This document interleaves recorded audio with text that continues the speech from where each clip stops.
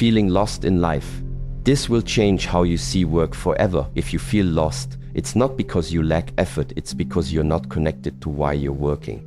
Most people don't hate work. They hate meaningless work. They hate routine without reason. They hate energy spent chasing goals they didn't choose. But there is another path. When you see work as a path to mastery, not money, you begin to move differently. Work doesn't drain you. It awakens you. And it reveals who you really are. You're not lazy, you're unaligned.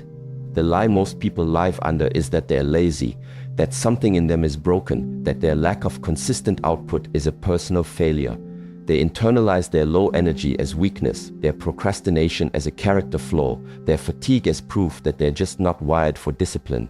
But here's the truth, most people aren't lazy. They're disconnected. They're unaligned.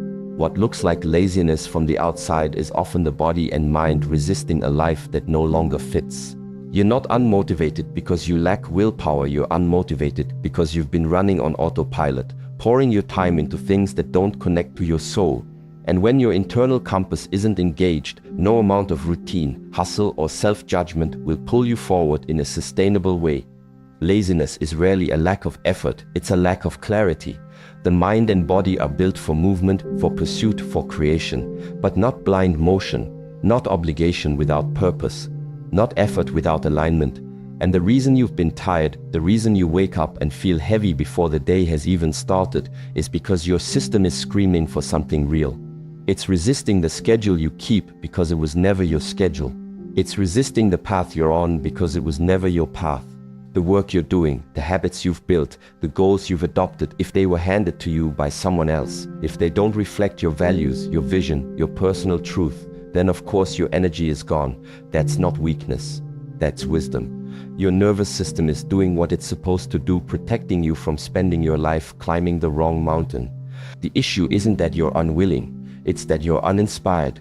You've forced yourself to treat life like a list of checkboxes. Wake up, work, perform, please, repeat. And somewhere in that repetition, your internal spark dimmed. That spark is not laziness. That's your inner voice going quiet after being ignored for too long. But it's not gone, it's waiting. And it doesn't take some massive transformation to reconnect to it. It takes space, silence, honesty. It takes asking harder questions. What matters to me? What lights me up? What feels like expansion, not contraction? Where am I out of sync with myself? These questions aren't indulgent, they're necessary, because the answers are what rewire your discipline from force to fluid. The truth is, your energy returns when your alignment does. Your motivation rises when your direction is real. You don't need to trick yourself into working harder. You need to remind yourself why you're working at all. Most burnout doesn't come from doing too much, it comes from doing the wrong things for too long. From waking up each day and forcing yourself to grind through a reality that doesn't reflect who you've become. That's not progress. That's slow self-abandonment. And the body feels it. The mind resists it. That resistance is not something to push through. It's something to listen to. Alignment doesn't mean everything becomes easy. It means the difficulty now feels worthwhile. The discipline you practice doesn't drain you, it strengthens you. The repetition doesn't numb you, it sharpens you. And suddenly, you're not dragging yourself through the day.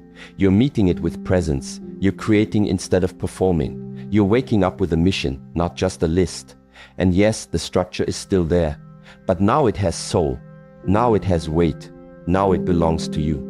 You were never meant to live like a machine, repeating without rhythm, pushing without presence. You were meant to live like a monk in motion, rooted in meaning, moving with purpose, building something that reflects the deepest truth of who you are.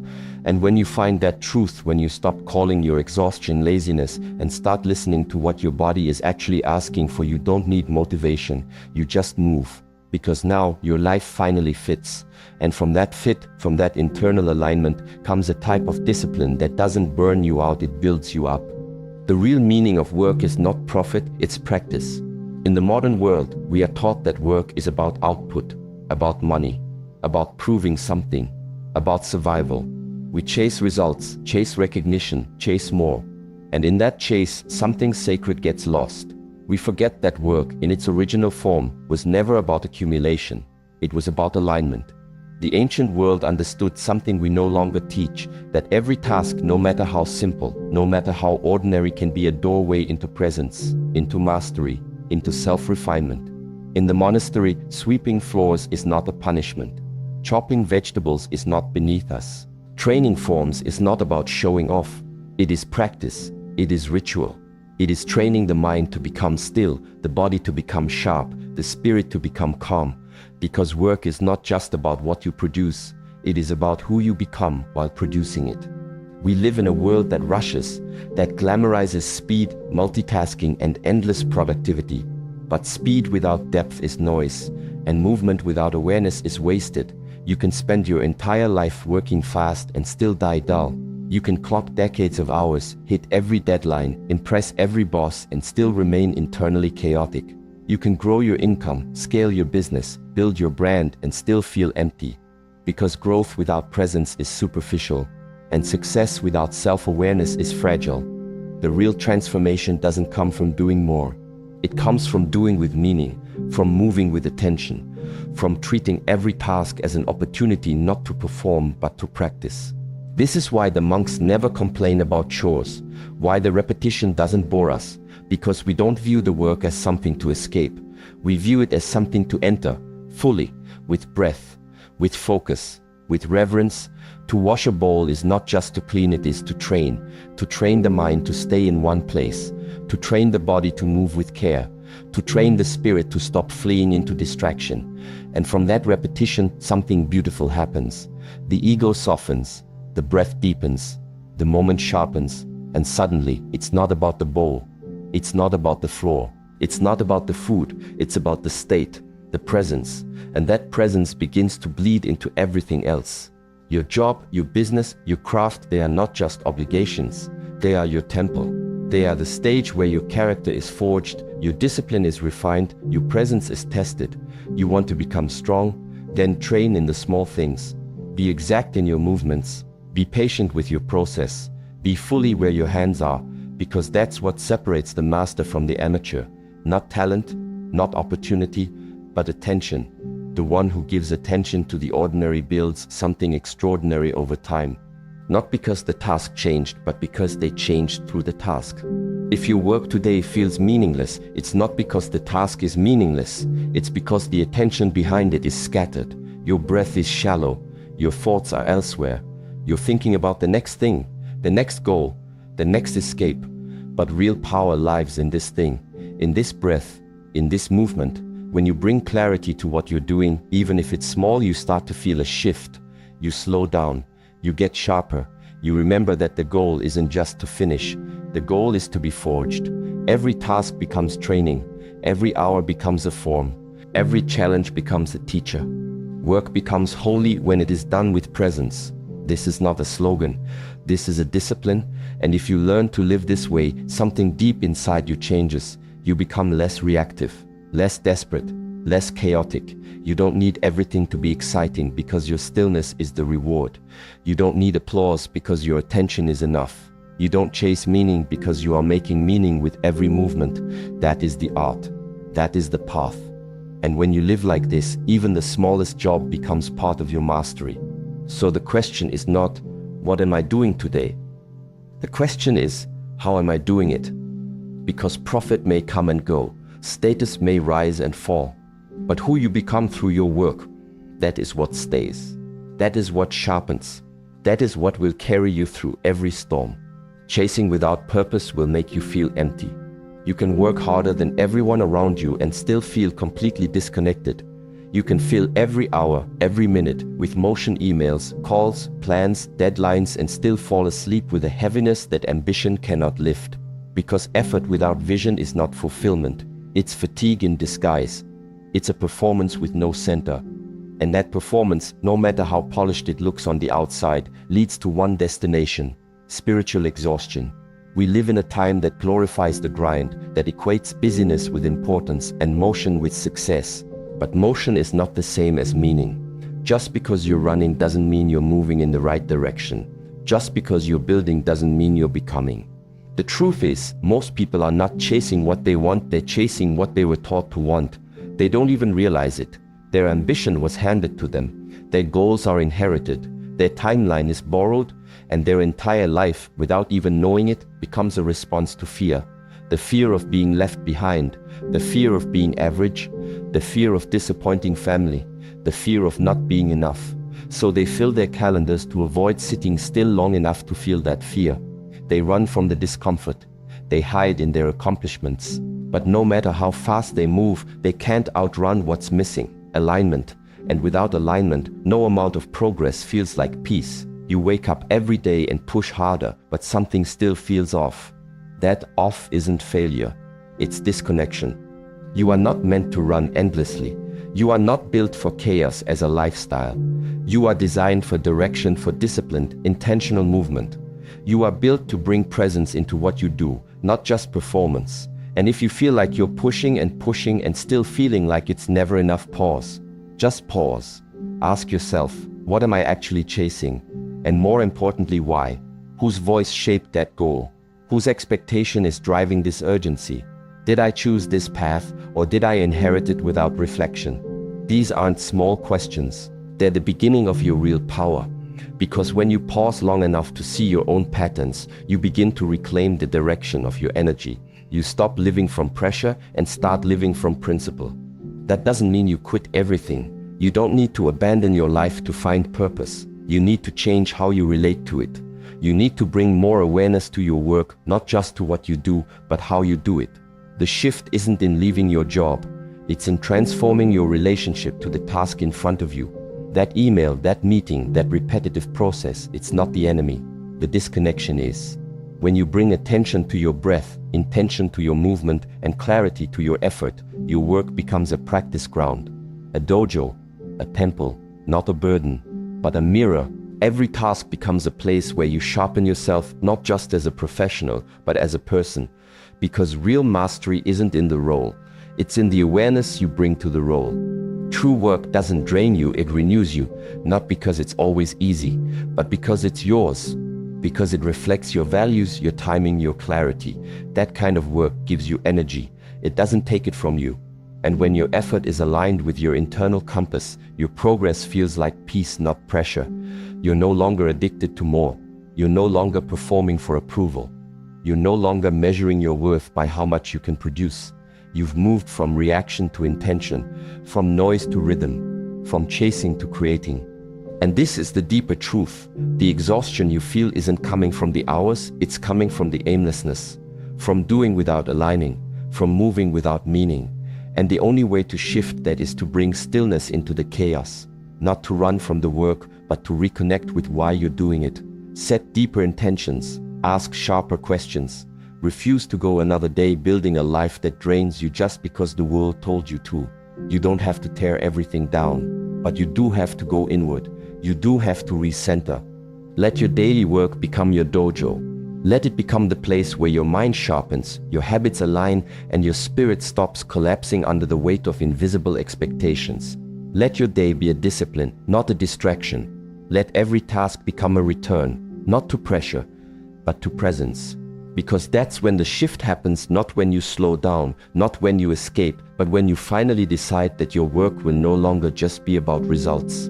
It will be about rhythm, about meaning, about becoming. Work isn't something you escape, it's something you infuse with meaning. We live in a culture that teaches people to escape their work. Find your passion, they say. Do what you love, they shout. But in that shouting, they plant a subtle and dangerous lie. That meaning is something your job should hand to you. That fulfillment is waiting for you in a different title, a better salary, a more creative role. So people chase jobs like they chase peace, thinking the right one will fix everything. But they forget that no job can save you from the way you show up to it. You were not born to escape your life. You were born to infuse it with presence, with structure, with intention. That means even the mundane, even the repetitive, even the parts of your day you don't enjoy can be forged into something meaningful when done with the right internal power. The real question isn't, do I like this task? That's shallow. That's fleeting. The real question is, who am I becoming as I meet this task with focus? Because what you do will change over time. But how you do it, that's the foundation. That's the discipline. That's the mirror. You may not be in your dream role yet. You may not feel inspired by your work today, but that doesn't mean the day is meaningless. Meaning is not handed to you. It's extracted through attention, through awareness, through the way you carry yourself in each moment of effort. You don't need your job to be perfect. You need your presence to be practiced, because when your presence is sharp, even the smallest task becomes a dojo, a training ground, a spiritual weight that builds the strength no resume ever reflects. If you want your work to evolve how you approach it. Don't wait for your environment to shift your energy first.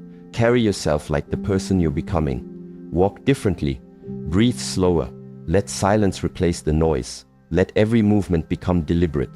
Let your focus become like a blade, clean, still, cutting through the distractions. Suddenly, the same work begins to yield new results, not because the task changed, but because you did. Your energy is no longer leaking into overthinking, complaining, wishing, comparing. It's now rooted, it's now disciplined, it's now aligned. And alignment transforms everything. You gain more from the same hours because you've stopped abandoning yourself in those hours. You're now present, fully, and presence when repeated becomes momentum. Work isn't a cage, it's a mirror, and that mirror is always showing you something. If you bring chaos, you will find frustration. If you bring resistance, you will feel stuck. But if you bring clarity, your work becomes your teacher. If you bring structure, your work becomes your path. If you bring awareness, your work becomes your refinement. It's not about the job, it's about your rhythm inside the job. That rhythm is what builds strength. It's what builds character, and character, real, unshakable character, is the only thing that carries you through storms without losing your footing. This isn't about romanticizing misery.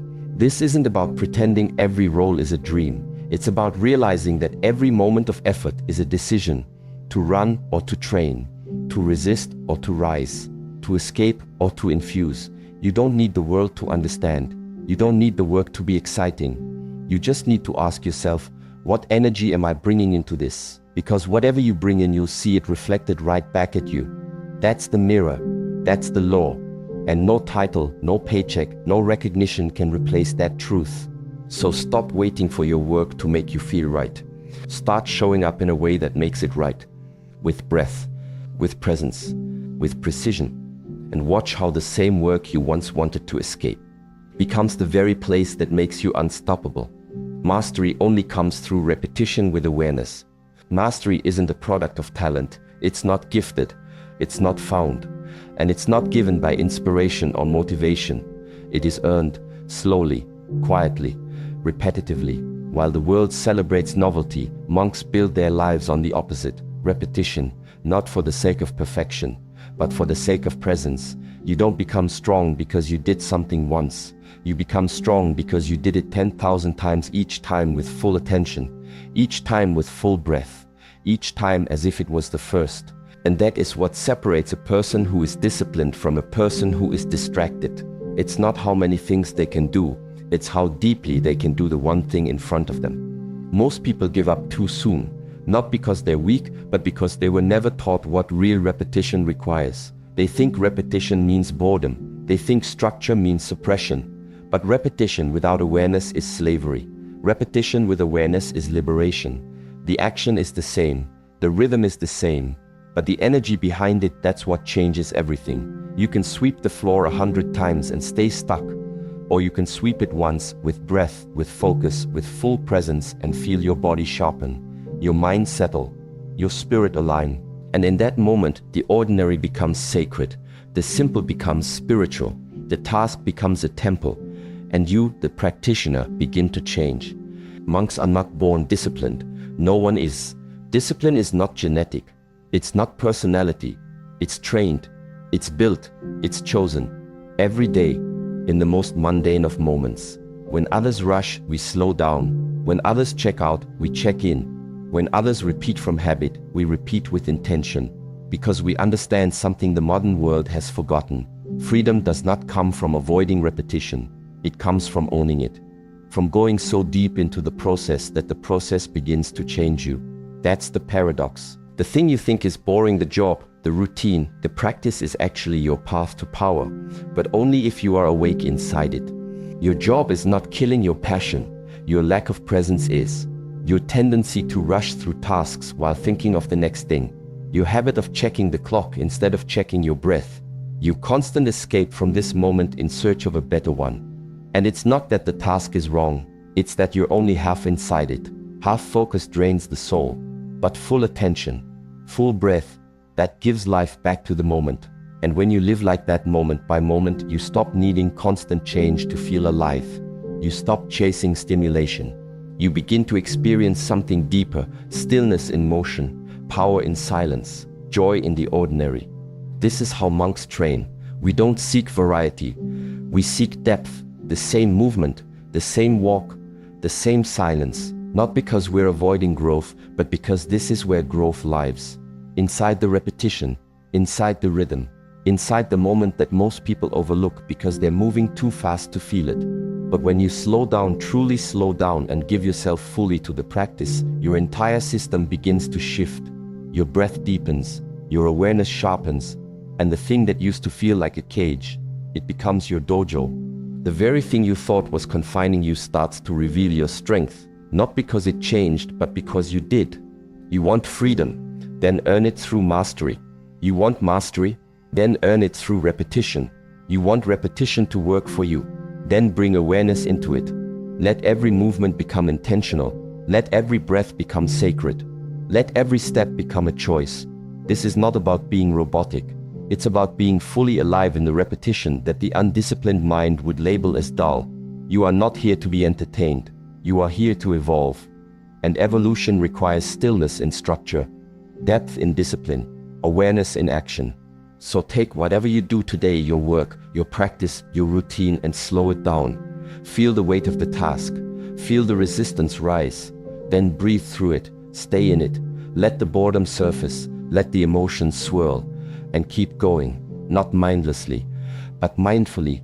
That's when everything shifts. That's when practice becomes transformation. That's when the task becomes the teacher. And you begin to rise not because you finished something new, but because you finally became someone different inside something old. Freedom through discipline is not a contradiction. It is the highest form of happiness. And it only lives on the other side of repetition with awareness. You don't need to escape work. You need to transform how you see it. The real purpose of work is not survival. It is awakening. And that shift, when it happens, changes everything. You no longer wake up heavy. You no longer feel lost, because your energy is now aligned with growth. You train your body not because you have to, but because you want to carry yourself with strength. You build your business not just to earn, but to express your mission. You go to work not because it's Monday, but because every moment becomes a practice ground for presence, resilience, and awareness. This is the path. You stop escaping and you start evolving.